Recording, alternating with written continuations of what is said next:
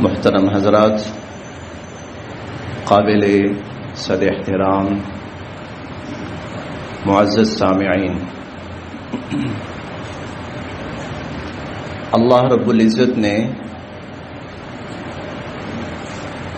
قرآن کریم میں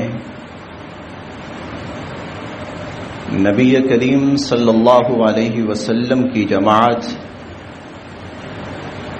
اور صحابہ کرام رضوان اللہ علیہم اجمعین کی کچھ صفات بیان فرمائی،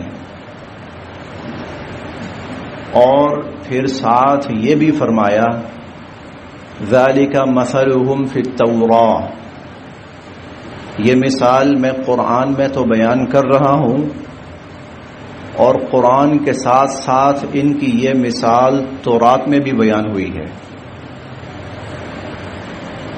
ان کی یہ مثال اور ان کی یہ صفات تورات میں بھی بیان ہوئی ہے۔ میں اس آیت کا ترجمہ، سورہ الفتح کی آخری آیت ہے، میں اس کا ترجمہ عرض کیے دیتا ہوں۔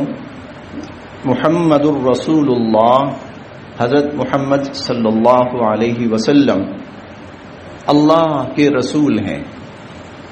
والذین معہ، اور جو آپ کے ساتھی ہیں، اشداء علی الکفار، وہ کفار پہ بہت سخت ہیں، کفار کے مقابلے میں بہت شدت والے ہیں، سختی والے ہیں، قوت والے ہیں۔ رحماء بینہم، لیکن آپس میں بڑے پیار والے ہیں، بڑی محبت والے ہیں، بڑی نرمی والے ہیں، بڑی شفقت والے ہیں۔ تراہم رکعا سجدا، تم ان کو دیکھو گے کہ یہ رکوع میں، سجدوں میں مشغول ہیں۔ یبتغون فضلا من اللہ ورضوانا، اللہ کا فضل اور اس کی رضا تلاش کر رہے ہیں۔ سیماہم فی وجوہہم من اثر السجود، ان کی عبادات کی علامات اور نشان اور ان کی عبادات کی جھلک ان کے چہروں سے نمایاں ہو رہی ہے۔ ذالک مثلہم فی التوراۃ، یہ مثال تورات میں بیان ہوئی ہے۔ ان کی یہ صفات تورات میں بیان ہوئی ہیں۔ تورات میں کس نے بیان کی؟ اللہ تعالیٰ نے۔ تورات بھی تو اللہ نے اتاری، تو ان صحابہ کرام کی یہ صفات اللہ کو اتنی پسند ہیں، ابھی یہ پیدا نہیں ہوئے، ابھی ان کا وجود دنیا میں نہیں ہے، بلکہ یہ تو ہزاروں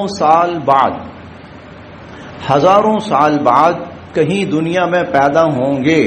اللہ رب العزت نے ہزاروں سال پہلے ان کی یہ صفات تورات میں بیان فرما دی۔ پھر جب قرآن کریم کا نزول ہوا تو کہیں ایسا نہ ہو کہ جو نئے لوگ اب ہیں موجود، کہیں ان کی نظروں سے یہ چیز اوجھل نہ ہو، تو اللہ نے قرآن میں بھی بیان فرما دی کہ پچھلی امتیں بھی ان کی صفات سے آگاہ رہیں، اور جو یہ امت ہے یہ بھی ان کی صفات سے آگاہ رہے، یہ بھی ان کے مقام سے آگاہ رہے۔ ان صفات میں سے ایک صفت، اس پر آج تھوڑی سی بات کرنی ہے، وہ ہے رحماء بینہم، کہ یہ آپس میں ایک دوسرے کے ساتھ بہت محبت کرنے والے ہیں، ایک دوسرے کے ساتھ بہت رحم دلی کرنے والے ہیں، ایک دوسرے کا بہت خیال رکھنے والے ہیں، ایک دوسرے کے لیے جان تک لٹانے والے ہیں، ایک دوسرے پر اپنا مال قربان کرنے والے ہیں۔ چنانچہ حضور علیہ الصلوۃ والسلام کی حیات مبارکہ میں ایک نہیں، دو نہیں، بیسیوں نہیں، سینکڑوں ایسے واقعات وہ انسانیت نے مشاہدہ کیے، اور آج بھی وہ کتابوں میں موجود ہیں، جس سے اندازہ لگایا جا سکتا ہے کہ یہ آپس میں ایک دوسرے سے کتنے محبت کرنے والے تھے، ایک دوسرے کے لیے کتنا نرم رویہ رکھنے والے تھے، ایک دوسرے کا کتنا احساس کرنے والے تھے، ایک دوسرے کی کتنی فکر کرنے والے تھے۔ ایک چھوٹی سی جھلک میں عرض کرتا ہوں کہ جب مسلمان ہجرت کر کے مکہ سے مدینہ گئے تو یہ مکہ والے اپنا سب کچھ چھوڑ چھاڑ کر مدینہ پہنچے ہیں۔ مدینہ میں مسلمان موجود ہیں، وہ الحمدللہ اپنے گھر بار میں ہیں، مدینہ والوں کے گھر بار بھی ان کے پاس ہیں، زمینیں جائیدادیں بھی ان کے پاس ہیں، کاروبار بھی ان کے پاس ہیں، لیکن جو مکہ والے گئے ہیں ان کے پاس کچھ بھی نہیں ہے، خالی ہاتھ۔ بلکہ بعض صحابہ کرام اس حالت میں ہجرت کر کے مکہ سے مدینہ پہنچے ہیں کہ ان کے جسم پر لباس تک نہیں ہے، ان کے جسم پر لباس تک نہیں ہے۔ ان میں بعض بڑے معروف صحابہ کرام ایسے ہیں کہ ان کے وجود پر لباس تک نہیں تھا، پہنچتے ہی صحابہ نے فوراً ان کو لباس دیا، ان کو ڈھانپا۔ ایسے ایسے اب یہ جب مکہ سے مدینہ پہنچے ہیں خالی ہاتھ، اب ان کا کیا کیا جائے، کیسے ایڈجسٹ کیا جائے؟ تو حضور علیہ الصلوۃ والسلام نے مواخات کا سلسلہ قائم فرمایا۔ مواخات کا مطلب یہ تھا کہ ایک مہاجر کو ایک انصاری کا بھائی بنا دیا، ایک مہاجر ایک انصاری کے حوالے کہ بھائی اس کی ذمہ داری تم لے لو، اور صرف ذمہ داری نہیں بلکہ میں تمہیں بھائی بھائی بنا رہا ہوں۔ انصار لے گئے مہاجرین کو اپنے اپنے گھروں میں۔ صحیح بخاری کی روایت ہے حضرت ابو ہریرہ رضی اللہ تعالی عنہ سے، انصار آئے حضور کے پاس، انصار حضور کے پاس آئے، اللہ کے نبی ہماری کھجوروں کے درخت ہیں، باغ ہیں کھجوروں کے، اور آپ جانتے ہیں کھجور آج بھی مدینہ کی ہے، کھجور آج بھی مکہ میں بھی ہے، لیکن کھجور آج بھی مدینہ کی ہے۔ خاص طور پر عجوہ جو ہے وہ تو خالصتاً مدینہ کی پیداوار ہے، اور کھجوریں بھی۔ تو اللہ کے نبی ہمارے کھجوروں کے باغ ہیں، درخت ہیں، انصار جن کی زمینیں ہیں، جن کے کھیت ہیں، وہ آئے۔ اللہ کے نبی ہم اس لیے آئے ہیں کہ آپ ان باغوں کو ہمارے اور مہاجرین کے درمیان تقسیم کر دیں۔ ہمارے یعنی مجھے بتائیے، آج کوئی شخص کسی باہر کے ملک سے برے حال میں آتا ہے پاکستان میں، بھائی میں مسلمان ہوں، میں آپ کا مسلمان بھائی ہوں، میرے اوپر زمین تنگ کر دی گئی، میں فلاں ملک چھوڑ کر جان بچا کر ایمان بچا کے یہاں آیا ہوں، براہ مہربانی کچھ میرے ساتھ مدد کرو۔ کوئی ایسا ہے جو اسے کہے بھائی میرے 2 پلاٹ ہیں، ایک ڈی ایچ اے میں ہے، ایک بحریہ ٹاؤن میں، تو لو بھائی بحریہ ٹاؤن والا یا ڈی ایچ اے والا پلاٹ یا مکان تیرا۔ وہ آئے، انصار آئے، اللہ کے نبی ہماری جو زمینیں ہیں، باغات ہیں، کھجوریں ہیں، ہم اس لیے آپ کی خدمت میں حاضر ہوئے ہیں کہ آپ ان کو آدھا آدھا کر کے ہمارے اور مہاجرین کے درمیان تقسیم کر دیں۔ حضور نے انکار فرمایا، حضور نے میں یہ نہیں کروں گا، کہ یہ نہیں کروں گا، تمہاری زمین ہے، تم ہی اس زمین کو لو، تم ہی اس پر رہو۔ اب جب حضور نے انکار کر دیا تو یہ گئے مہاجرین کے پاس، اپنے بھائیوں کے پاس، اور ان سے کہنے لگے کہ بھائی پھر ایسا ہے، زمین کا معاملہ تو حضور نے قبول نہیں فرمایا، تقسیم تو حضور نے نہیں فرمائی، تو پھر ایسا ہے کہ تم یہاں پر محنت کرو، جتنی محنت کرو گے ہم تمہیں اس کا پورا پورا معاوضہ دیں گے۔ کئی صحابہ ایسے تھے، انصار مدینہ والے کئی ایسے تھے جن کی ایک سے زائد بیویاں تھیں، انہوں نے ایک بیوی کو طلاق دے دی کہ بھائی میں اس کو چھوڑ دیتا ہوں، طلاق دے دیتا ہوں، تم اس سے نکاح کر لو، میرا گھر تو آباد ہے، تیرا بھی آباد ہو جائے۔ قرآن کہتا ہے رحماء بینہم، اور پھر کہتا ہے وَلَا يَجِدُونَ فِي صُدُورِهِمْ حَاجَةً مِّمَّا أُوتُوا، اگر ان کو مہاجرین کو کچھ دیا جاتا ہے نا، اس کی تو تفصیل بہت طویل ہے، پھر انہوں نے کیا کیا ان مہاجر بھائیوں کے ساتھ کیا، کیا کیا ان مہاجر بھائیوں کے لیے ایثار کیا، یہ تو پھر بہت بڑی تفصیل ہے۔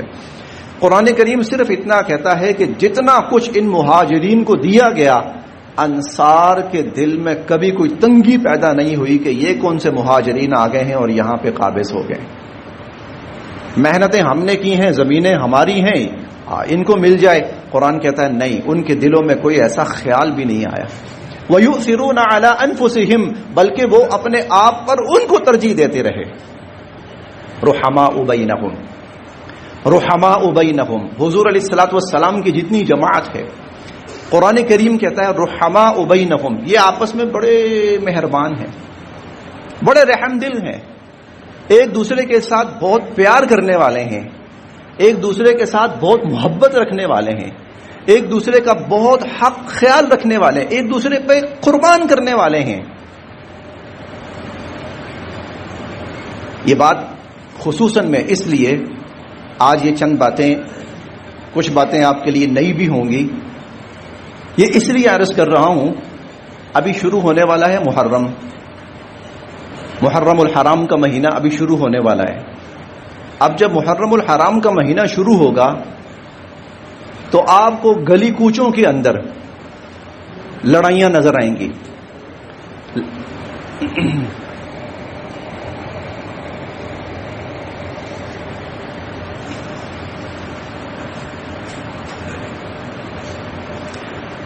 گلی کوچوں کے اندر فلاں کی فلاں سے لڑائی، فلاں کی فلاں سے لڑائی، فلاں نے فلاں کا حق مار لیا، فلاں نے فلاں کو یہ کر دیا، فلاں نے فلاں کے ساتھ یہ زیادتی کر دی۔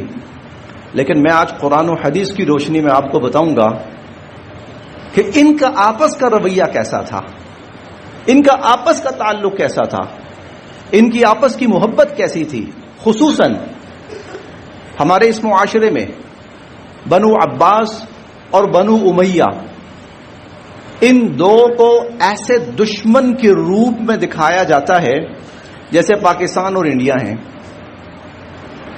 ایک دوسرے کے ازلی دشمن پاکستان اور انڈیا، پاکستان اور بھارت، بنو عباس اور بنو امیہ، ان کو آپس میں اس طرح دکھایا جاتا ہے۔ حقیقت اس کے بالکل برعکس تھی،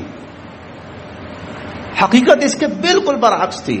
یہ حضرات آپس میں ایک دوسرے سے محبت کرنے والے تھے، یہ حضرات ایک دوسرے کو عزت دینے والے تھے، یہ حضرات ایک دوسرے کو احترام کرنے والے تھے، یہ حضرات ایک دوسرے پہ جان قربان کرنے والے تھے۔ میں آپ کو چند مثالیں دیتا ہوں۔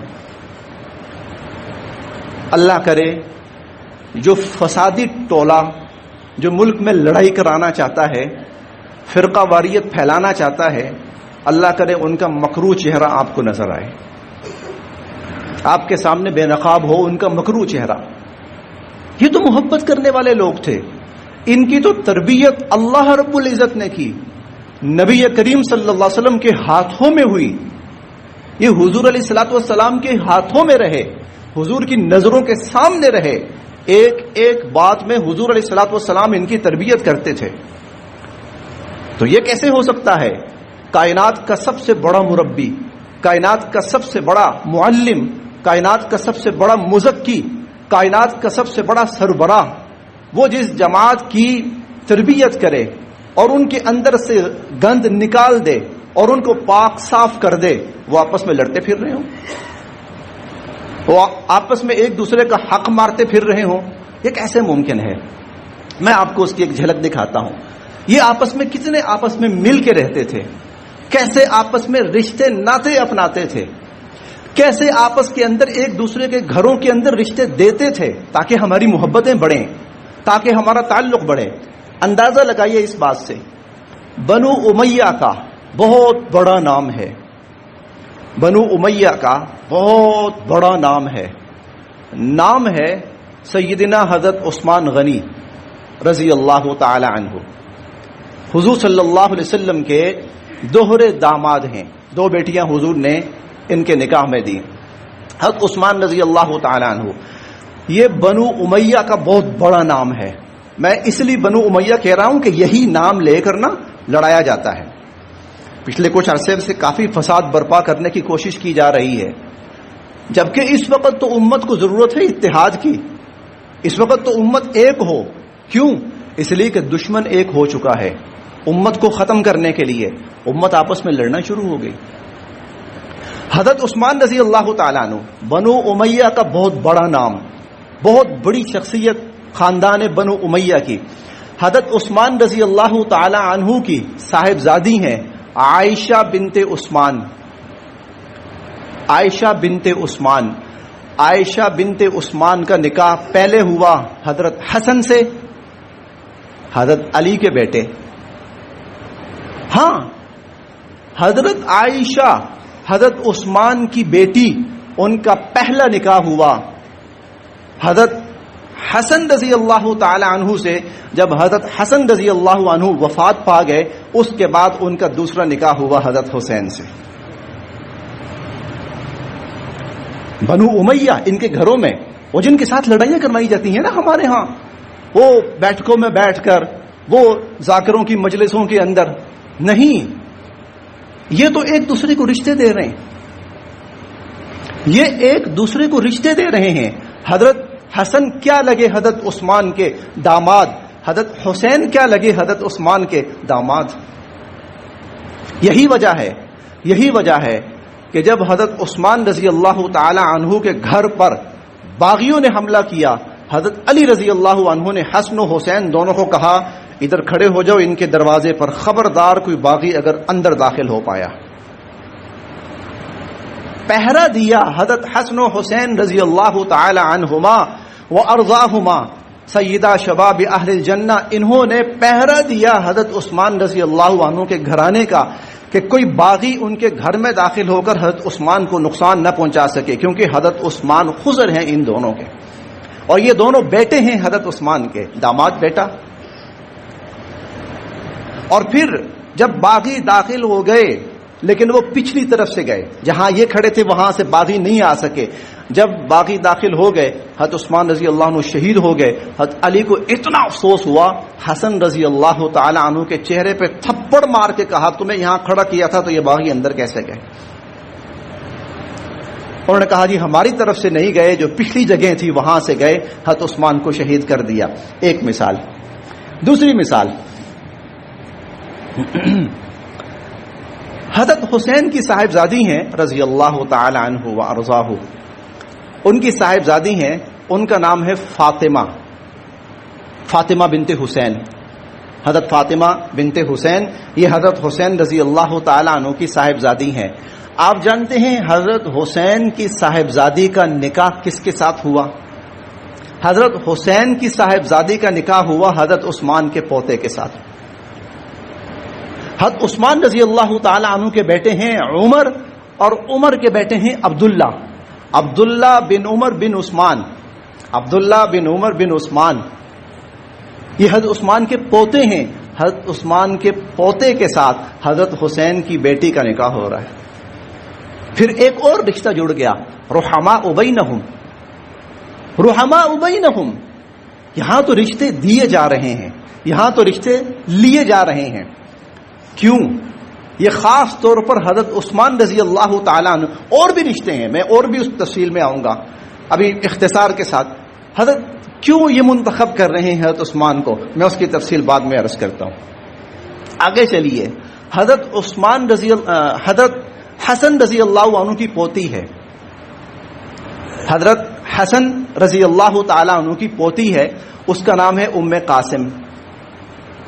حضرت حسن رضی اللہ تعالی عنہ کی پوتی ہے، اس کا نام ہے ام قاسم. ام قاسم حضرت حسن کی پوتی تو حضور علیہ الصلوۃ والسلام کی پڑپوتی. حضرت حسن کی پوتی ہے تو حضور علیہ الصلوۃ والسلام کی پڑپوتی ہوئی. نہیں بلکہ حضرت علی کی پڑپوتی ہوئی، حضرت علی رضی اللہ تعالی عنہ کی پڑپوتی ہوئی. اس کا نکاح ام القاسم، اس کا نکاح کس کے ساتھ ہوا؟ حضرت عثمان رضی اللہ عنہ کے پوتے، حضرت عثمان رضی اللہ عنہ کے پوتے، اور ان کا نام ہے مروان بن ابان. حضرت عثمان کا بیٹا ہے ابان، ابان کا بیٹا ہے مروان. یہ جو ابان کا بیٹا مروان حضرت عثمان کا پوتا ہے، اس کا نکاح ہوا ہے حضرت حسن کی پوتی ام قاسم کے ساتھ.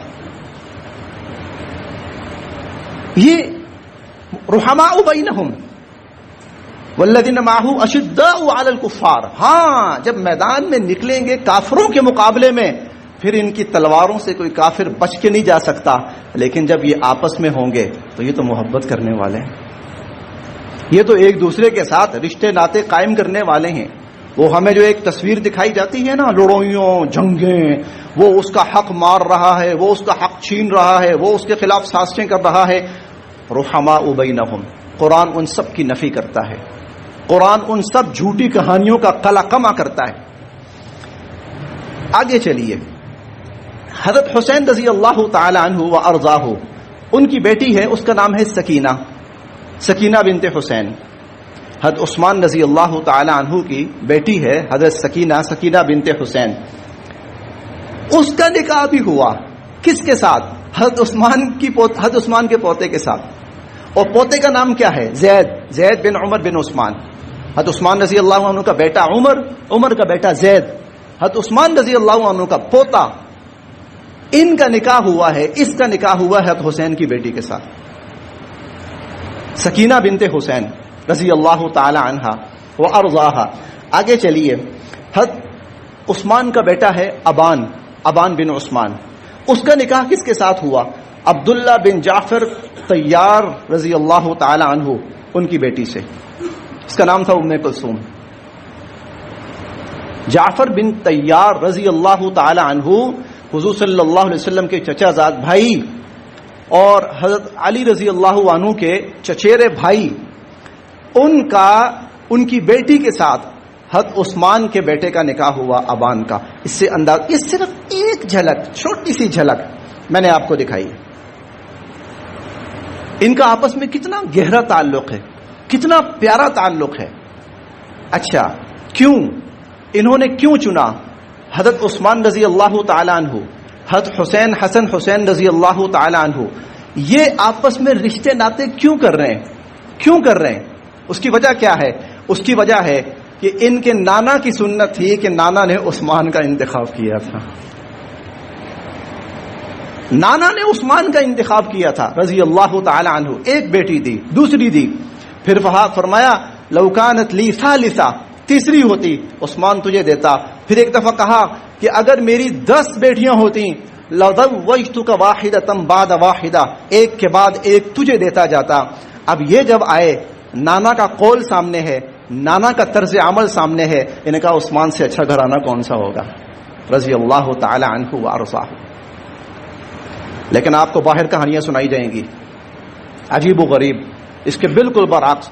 او بنو امیہ، او بنو عباس، او اہل بیت، او صحابہ لڑے، حق مارا، چھین لیا. میں ایک واقعہ اور عرض کرتا ہوں، بڑا عجیب واقعہ ہے. حضرت عمر رضی اللہ تعالی عنہ نے ایک منظم حکومت قائم کی. حضرت ابوبکر صدیق رضی اللہ عنہ کے دور میں چونکہ مخالفت بہت زیادہ ہوئی، انہوں نے اس مخالفت کو آہستہ آہستہ آہستہ آہستہ آہستہ ختم کیا. اس لیے معاشرتی طور پر کوئی ڈیولپمنٹ بہت زیادہ نہیں ہو سکی حضرت ابوبکر رضی اللہ عنہ کے زمانے میں. ٹائم بھی بہت تھوڑا ملا ان کو، 2 سال تقریباً ان کا دور خلافت رہا. جب ان کا انتقال ہوا، حضرت ابوبکر صدیق، حضرت عمر رضی اللہ عنہ خلیفہ بنے. حضرت عمر رضی اللہ عنہ نے پوری ایک سوسائٹی ترتیب دی، مختلف محکمے بنائے، مختلف لوگوں کی ذمہ داریاں، پوری ایک اسٹیٹ بنائی. اس میں یہ بھی تھا مختلف لوگوں کے وظائف مقرر کیے، فلاں کو اتنا وظیفہ ملے گا، فلاں کو اتنا وظیفہ ملے گا، فلاں کو اتنا وظیفہ ملے گا، فلاں کو اتنا. اس میں جو اصحاب بدر تھے، بدر میں شریک ہونے والے شرکاء، ان کا حصہ بہت زیادہ رکھا کیونکہ ان کی فضیلت بہت زیادہ تھی. حضور علیہ الصلوۃ والسلام نے اصحاب بدر کے بارے میں فرمایا تھا، ان اللہ قد اطلع علی اہل بدر، اللہ بدر والوں کے بارے میں یہ فیصلہ فرما چکے ہیں، اعملوا ما شئتم قد وجبت لکم الجنہ، تم جو مرضی عمل کرو اللہ نے تمہارے لیے جنت لازم کر دی ہے. یہ حضور کا اعتماد تھا جو اس قدر مشکل ترین گھڑی کے اندر ثابت قدم رہے ہیں، اس کے بعد وہ کہاں ڈگمگائیں گے؟ چنانچہ یہ لوگ ثابت قدم رہے، چنانچہ ان کا درجہ بہت اونچا ہے۔ حضرت حاطب بن ابی بلتا رضی اللہ عنہ سے ایک غلطی ہوئی تھی، لیکن صرف اس بنا پر کہ بدری صحابی تھے اور ان کی بخشش کا اللہ نے فیصلہ فرما دیا، حضور نے معاف فرما دیا، ان پر کوئی سزا لاگو نہیں ہوئی۔ حالانکہ جرم کی نوعیت بہت شدید تھی، لیکن ان پر سزا لاگو نہیں ہوئی۔ اہل بدر اللہ کے ہاں بہت عظیم المرتبت ہیں، اور ان کا وظیفہ حضرت عمر رضی اللہ عنہ نے بقیہ صحابہ کے مقابلے میں بہت زیادہ رکھا۔ انہوں نے بدر کی لڑائی لڑی، بدر میں شریک ہوئے اور بدر کے اندر داد شجاعت دی، اللہ نے ان کے ہاتھ پر فتح دی۔ حضرت عمر رضی اللہ عنہ وظیفہ مقرر کر رہے ہیں، اصحاب بدر کا مقام سب سے اونچا رکھا ہے۔ حضرت حسن اور حضرت حسین رضی اللہ تعالی عنہما و ارضاہما، ان کا وظیفہ مقرر کیا اصحاب بدر کے برابر۔ حالانکہ جب بدر کا واقعہ ہوا، غزوہ بدر ہوا، حضرت حسن رضی اللہ عنہ پیدا ہی نہیں ہوئے تھے، حضرت حسین رضی اللہ تعالیٰ عنہ پیدا ہی نہیں ہوئے تھے، بلکہ ابھی تو حضرت علی اور حضرت فاطمہ کا نکاح ہی نہیں ہوا تھا۔ یہ بدر میں تو نہیں تھے، یہ بدر میں نہیں تھے، ان کا وظیفہ مقرر کیا اصحاب بدر کے مقابل اور ان کے برابر۔ ان کے بیٹے کہنے لگے، حضرت عبداللہ ابن عمر، وہ بڑی عمر کے تھے، نسبتاً بڑی عمر کے تھے، شادی شدہ تھے، بال بچے بھی تھے، ان کا وظیفہ مقرر کیا عام لوگوں کے برابر۔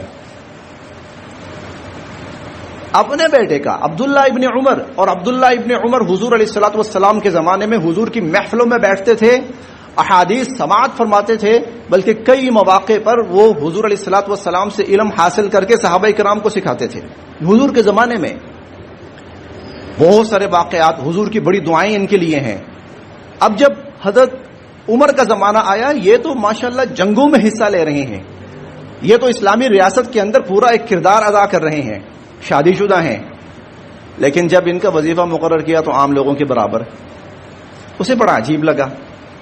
حضرت حسن و حسین رضی اللہ عنہما، وہ ابھی اتنی بڑی عمر کے نہیں ہیں، ابھی بس یوں سمجھیے کہ 8-9 سال ان کی عمر ہے، 10 سال لگا لیجئے، اور ابھی کوئی کہ جسے کوئی آپ کارنامہ کہتے ہیں نا، کہ فلاں جنگ میں گئے تو فلاں فتح حاصل کی، فلاں بہت بڑا کارنامہ، ایسا بھی کچھ نہیں ہے۔ ٹھیک ہے، حضور کی نسبت ہے، حضرت فاطمہ کی نسبت ہے، حضرت علی کی نسبت بہت بڑی ہے، لیکن بظاہر یہ نہیں ہے کہ یہ کارنامہ انجام دیا ہے، یہ کارنامہ وہاں فتوحات، ابھی ایسا کچھ نہیں ہے۔ اللہ نے موقع دیا، پھر وہ وقت بھی آیا، تو وہ کہنے لگے، ابا جان میں جنگوں میں جاتا ہوں، میں عیال دار ہوں، بال بچے دار ہوں، تو میرا وظیفہ آپ نے تو عام سے رکھا ہے تھوڑا سا، اور حسن و حسین ابھی ان پر کوئی اتنی معاشرتی ذمہ داری بھی نہیں، ان کا وظیفہ اتنا زیادہ رکھا۔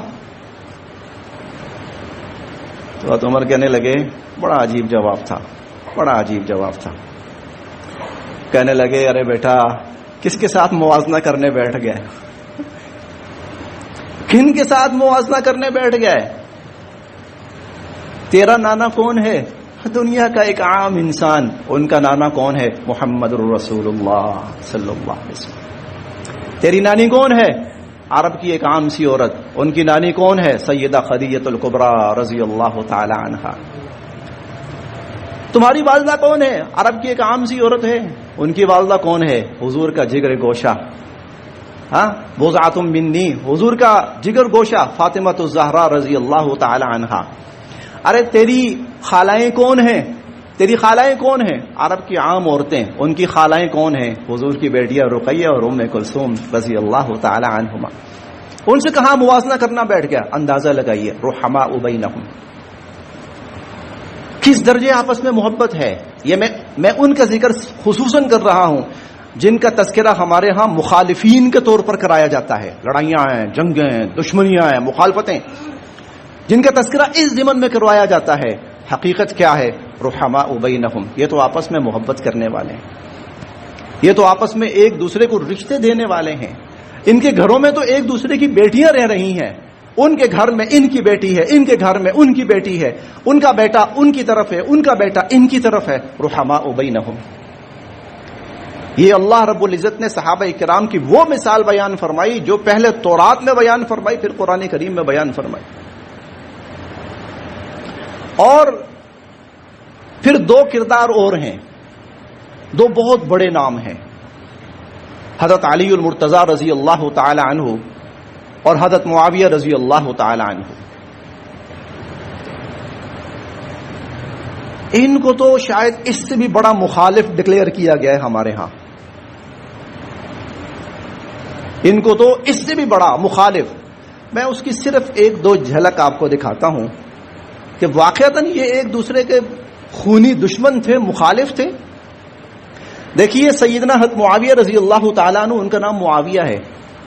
اگر ایسا ہوتا، یہ جانی دشمن ہوتے، یہ ایک دوسرے کے مخالف ہوتے، تو کم سے کم یہ لوگ ایک دوسرے کا نام رکھنا بھی گوارا نہ کرتے، ایک دوسرے کا نام رکھنا بھی گوارا نہ کرتے۔ جبکہ حضرت علی رضی اللہ تعالی عنہ کے خاندان کے کئی افراد کا نام معاویہ ہے، حضرت علی رضی اللہ تعالی عنہ کے خاندان کے کئی لوگوں کا نام معاویہ ہے۔ دیکھیے حضور علیہ الصلوۃ والسلام کے چچا ہیں حضرت حارث، حضور کے چچا ہیں، حضرت علی کے بھی چچا ہیں، حضرت حارث کے بیٹے کا نام ہے نوفل، نوفل کے بیٹے کا نام ہے معاویہ۔ حضرت علی کا خاندان ہے، نوفل حضرت علی کا خاندان ہے، چچا زاد بھائی ہیں، نوفل چچا زاد بھائی ہیں، چچا زاد بھائی کا بیٹا نام کیا ہے؟ معاویہ۔ اچھا، حضرت علی کی بیٹی ہے زینب، حضرت علی رضی اللہ تعالی عنہ کی بیٹی ہے زینب۔ زینب کا نکاح ہوا ہے حضرت جعفر طیار کے بیٹے کے ساتھ، اور اس کا نام ہے عبداللہ۔ جعفر طیار کا بیٹا، اس کا نام عبداللہ ہے، عبداللہ کے بیٹے کا نام معاویہ ہے۔ میں نے کہا تھا شروع میں کچھ ایسی باتیں شاید آپ حیران ہوں گے، کیونکہ ہمیں کہانیاں کچھ اور سنائی گئی ہیں، ہمارے سامنے لڑائی جنگ فساد۔ کیوں؟ اس لیے کہ دشمن یہاں جنگ کروانا چاہتا ہے، یہاں فساد کروانا چاہتا ہے۔ جب قرآن 1400 سال پہلے کہہ رہا ہے رحماء بینہم، یہ تو آپس میں ایک دوسرے سے محبت کرنے والے ہیں، یہ تو ایک دوسرے کا خیال رکھنے والے ہیں، لیکن شیطان کو کب منظور ہے کہ امت مسلمہ متحد رہے، پیار کے ساتھ رہے؟ نہیں، لڑائی کروانی ہے، فساد ڈلوانا ہے، اور لڑائی اور فساد کے لیے ان لوگوں کو چنا گیا ہے، ان کا نام۔ اچھا آگے چلیے، حضرت علی کی بیٹی ہے، ان کا نام ہے رملہ، حضرت علی رضی اللہ تعالیٰ عنہ کی بیٹی ہے، اس کا نام ہے رملہ۔ رملہ کا نکاح ہوا ہے مروان کے بیٹے کے ساتھ، اس کا نام ہے معاویہ۔ حضرت علی کا داماد معاویہ، نام معاویہ ہے۔ جنگ صفین کے اندر جس نے جھنڈا اٹھایا ہوا تھا، جنگ صفین، حضرت علی کا سپاہی، اس کا نام معاویہ تھا۔ امام جعفر صادق کا پوتا ہے، امام باقر کا پڑ پوتا، امام جعفر صادق کا پوتا، نام ہے معاویہ۔ آپ نے اہل تشیع حضرات کے گھروں میں دیکھا ہوگا ایک عالم لگا ہوتا ہے، عالم بھی اور پنجابی اور عالم ان کی علامت ہوتی ہے، لگاتے ہیں۔ یہ عالم کیوں لگاتے ہیں؟ یہ غازی عباس کا علم ہے، غازی عباس علمدار تھے، یہ ان کا علم ہے، ان کے نام پر۔ غازی عباس کے بیٹے کا نام ہے معاویہ۔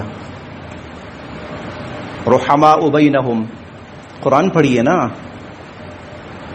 قرآن پڑھیے، فسادیوں کے قصے نہ سنیے، جھوٹی کہانیاں نہ سنیے، صحیح تاریخ دیکھیے۔ حضرت علی رضی اللہ عنہ اپنی بیٹیاں دے رہے ہیں جس شخص کو، نام معاویہ ہے۔ اگر اتنی دشمنی تھی تو حضور حضرت علی تو یہ تصور بھی نہ کرتے۔ اگر بنو امیہ کے ساتھ اتنی دشمنی تھی تو حضرت حسن و حسین رضی اللہ تعالی عنہما، حضرت علی رضی اللہ تعالی عنہ اپنے سارے رشتے بنو امیہ میں دے رہے ہیں، بنو امیہ میں دے رہے ہیں۔ حضرت علی، حضرت حسن، حضرت حسین رضی اللہ عنہما اپنے رشتے بنو امیہ میں دے رہے ہیں اور بنو امیہ کے رشتے لے رہے ہیں۔ ان میں لڑائی نہیں تھی، ان میں دشمنی نہیں تھی، ان میں مخالفتیں نہیں تھیں، ان میں محبت تھی، ان میں پیار تھا۔ ہاں، صرف ایک موقع پر آ کر تھوڑا سا اختلاف پیدا ہوا، اور اس تھوڑے سے اختلاف کی بنیاد پر لوگوں نے ایسے ایسے افسانے گھڑے ہیں کہ افسانے گھڑ کر جی فلاں فلاں کو گالیاں دیتا تھا. میں آخری بات عرض کر رہا ہوں, یہ جتنی باتیں سنائی دیتی ہیں نا, یہ کہاں سے ہیں؟ ایک نام ہے طبری, بہت بڑا تاریخ دان ہے, اس نے تاریخ کی کتاب لکھی ہے تاریخ طبری کے نام سے. اس نے 2 واقعے بیان کیے ہیں. کہتا ہے حضرت معاویہ رضی اللہ, یہ طبری کھول کے دیکھ لیجئے, کہتا ہے حضرت معاویہ رضی اللہ عنہ اپنے ممبر پر بیٹھ کر حضرت علی کو برا بھلا کہتے تھے. آگے کہتا ہے حضرت علی اپنے ممبر پر بیٹھ کر حضرت معاویہ کو برا بھلا کہتے تھے. اور پھر کتاب کے شروع میں لکھتا ہے کہ جتنی باتیں میں نے لکھی ہیں یہ لوگوں کی سنی سنائی ہیں. طبری خود اپنی کتاب کے اندر دونوں کا نام لے رہا ہے. حضرت علی کا نام لے رہا ہے کہ وہ حضرت معاویہ کو برا بھلا کہتے تھے, حضرت معاویہ کا نام لے رہا ہے کہ وہ علی کو برا بھلا کہتے تھے. خدا کی قسم یہ دونوں شخصیات ایسی صفات سے, ایسی گھٹیا صفات سے بالکل پاک تھے, بالکل پاک تھے. ان کی تربیت پیغمبر دو عالم صلی اللہ علیہ وسلم نے کی تھی. آپ نے فرمایا لیس المؤمن باللعان ولا بالطعان, مومن نہ تو کسی پہ لعن طعن کرنے والا ہوتا ہے اور نہ ہی کسی کو گالی گلوچ دینے والا ہوتا ہے اور نہ کسی پہ طعن و تشنیع کرنے والا ہوتا ہے. مومن تو ایک دوسرے کا خیال رکھنے والا ہوتا ہے.